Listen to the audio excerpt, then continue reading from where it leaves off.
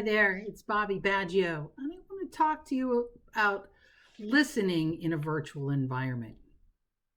Tuning in, paying attention, and using some techniques that help you really hear what people are saying.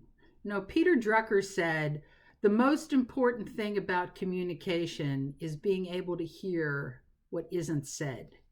And that's very true in the virtual world.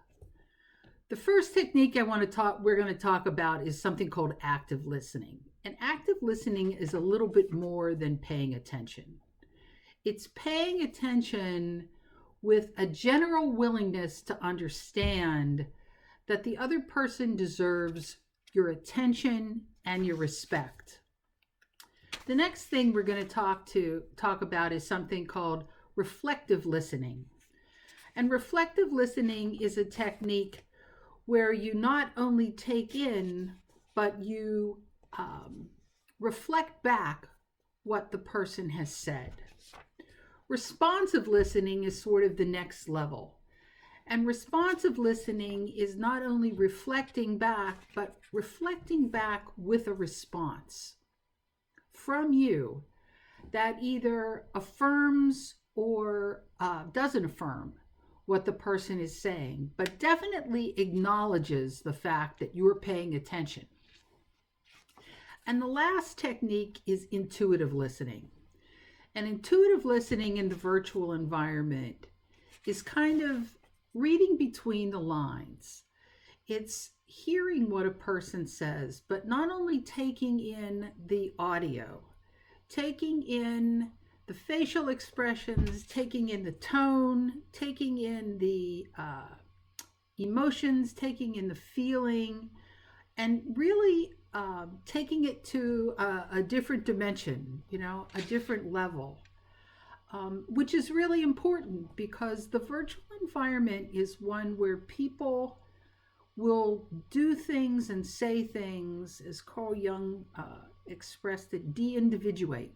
They'll do things that as an individual they may not normally do. So let's get on with it. Listening between the lines. The most important thing in communications is hearing what's not being said, by Peter Drucker. If it were ever true anywhere, it certainly applies to the virtual environment. Why is listening so important in the remote workplace? Because what people say and what you take in can be two very different things. There's a much greater chance for misinterpretation in a virtual world. You want to tune into a person's intent as well as their content. You want to train yourself to hear objectively, as objective as you can be, what's being said. And this is 4 steps. The first step is to learn to listen actively. The second step is to be a reflective listener. The third step is to be a responsive listener. And then finally, learning to listen with your intuition. Active listening requires you to pay attention, but it's more than just paying attention. When you pay attention, you want to make sure that you give people a little extra time. You don't interrupt them by trying to voice your thoughts. You let them finish their sentences. Don't respond. Response is a different level. When you actively listen, you're paying attention. You're not formulating a response to what's being said in your mind, because if you're doing that, you're not paying attention. And this is a normal human reaction. So it's something you need to work to overcome. And we're easily distracted in a virtual environment. And when we're easily distracted by dogs, by kids, by the doorbell, by whatever, we tend to tune people out. And when you tune people out, you're not listening actively.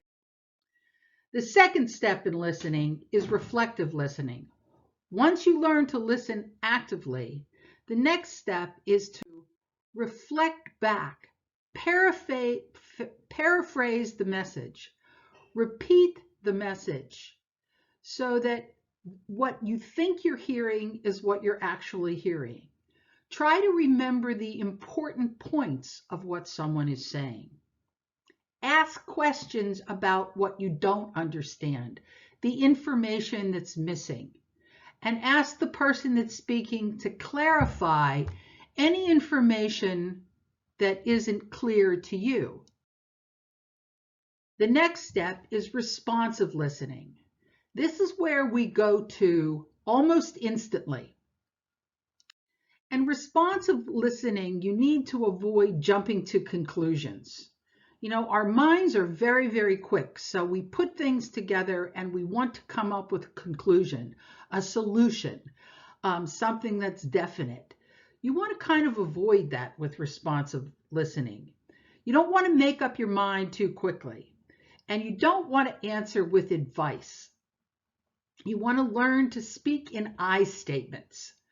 You want to be patient with people. You don't want to be impatient. And most of all, you don't want to assume that you're right. Listening is about hearing, not declaring, I'm right, you're wrong. And you do not want to lose your temper. No matter what, you want to stay cool, calm, and collected. And finally, intuitive listening. We all think it's an objective world, but the reality is it's all of this is an individual experience. And we give subjective meaning to everything that we take in. If you listen to somebody or you listen to a song and you're in a happy mood and a joyous mood, the next time you hear that song, those memories will be triggered in your brain. If you're absolutely miserable and you're in a life ordeal kind of situation, that same song can trigger very different emotions in you. So when we listen intuitively, we want to keep in mind that it's us taking it in. And we have certain feelings about the person, about the job, about the situation, about the project. And we want to intuit if we're bringing that into what we're hearing. We speak much more slowly than we hear. 150 words per minute for speaking, 1,000 words per minute for hearing. Why not being in touch with virtual workers sends such a strong message? You want to make sure you establish regular, meaningful communication patterns. When you're out of touch in a virtual work environment, that leaves ambiguity. What might this be saying? And this is not true just for people in authority. This is true for coworkers, and this is very true for people who work with you or for you. You want to make sure you compliment people and not just correct people. You need to make that extra effort in virtual communications. You need to say nice things. You need to remember people need those positive reinforcements. Thank you very much.